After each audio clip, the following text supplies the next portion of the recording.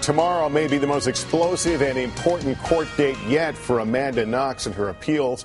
The 24-year-old American is appealing her conviction for murdering her British roommate. And with the trial resuming, forensics experts will present their findings involving two critical pieces of DNA evidence. NBC's Keith Miller is outside the courthouse in Perugia, Italy. Keith, good morning. Good morning, Lester. Well, it's crunch time for Amanda Knox in her appeal of the murder conviction. But the defense team for Knox in these last days of testimony are convinced that their client will be set free. Despite years in prison, Amanda Knox continues to appear as the all-American girl. The 24-year-old from Seattle, Washington, just celebrated her 4th birthday behind bars with a cappuccino shared with fellow inmates.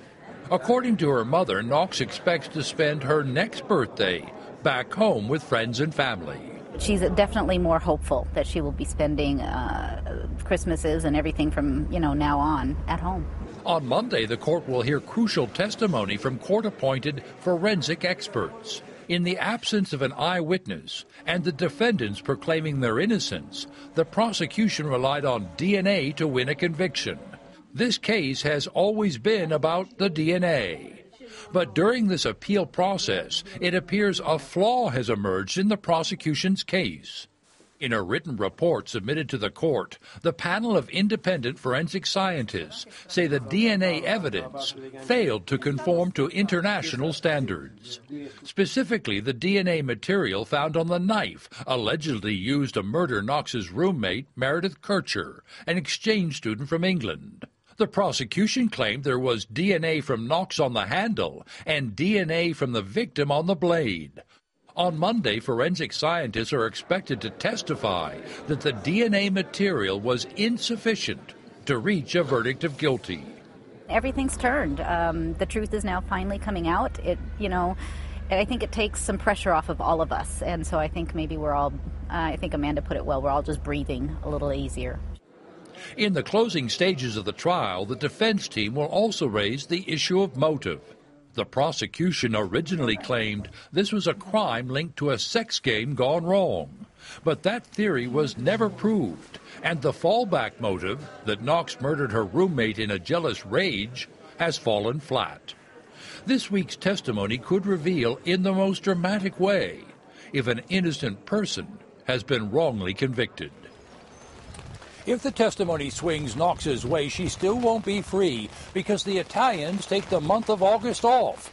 So we're not expecting a final verdict from the appeals judge until sometime this fall. Lester? All right, Keith Miller, thank you. Paul Callan is a defense attorney and former prosecutor. Paul, good morning. Great to have you on. Good morning, Lester.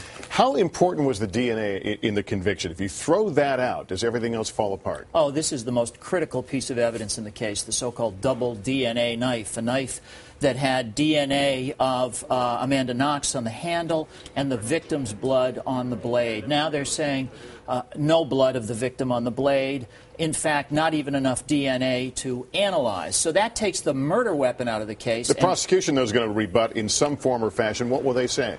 They've got a tough road to hoe on that because they are now going to have to attack DNA experts appointed by the court, and they're going to have to defend the DNA analysis at trial, which was very, very shaky DNA analysis. There was so little DNA on that knife blade that there was none really available for the defense to examine. So the defense never had a chance to do a forthright attack on it at trial. Now, for the first time, they've had independent experts look at it. And it's important evidence, but there was a lot of other things that came out of trial. There were some witness accounts that placed her and Solicito at the scene. There was her own admission, which I know was not admitted into evidence, but police say she admitted to the crime at one point before recanting. Well, if you go through each of those step by step and look at them, the evidence in every area is shaky. The witnesses, for instance, one of them was a drunk who later recanted his testimony. Some of them were criminals. Now, they were giving testimony that she was in the vicinity of the apartment on the night of the murder. And then if you look to the big thing, and I think once the DNA is out, there's only one thing left in this case. Amanda Knox confessed to the murder. But she confessed to it after 10 hours of interrogation by, they say, maybe upwards of 30 Italian policemen who cheered when she signed her confession. And in her confession, she puts the murderer as a guy named Lumumba, who's the wrong guy. As a matter of fact, Lumumba's not even in the case. He had a solid alibi. Then there was her behavior during the original trial. Some call them antics. She got labeled with his name Foxy Knoxy.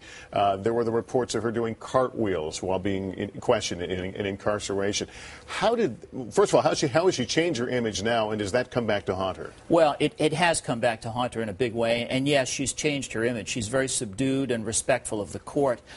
In the original trial, she acted inappropriately. She was laughing and smiling and doing things that just rubbed the jury the wrong way. And in Italy, jurors are not sequestered. They were able to read tabloid accounts about her inappropriate behavior, that she was flaunting. She was acting like a rich, spoiled American kid, and I think it rubbed people the wrong way. And I think it was the atmosphere of the case that did her in more than the evidence in the case. Kind of reminds me a little bit of the Casey Anthony case in some respects, where a lot of people thought the atmosphere would convict her. But the hard evidence in this case, it seems to be falling apart bit by bit as meticulously the appellate court re-examines everything. So I would say things are looking up for Amanda Knox in Italy, but we'll have to see. As we say, we'll have to wait until the fall to find out for sure. Paul Callan, thanks very much.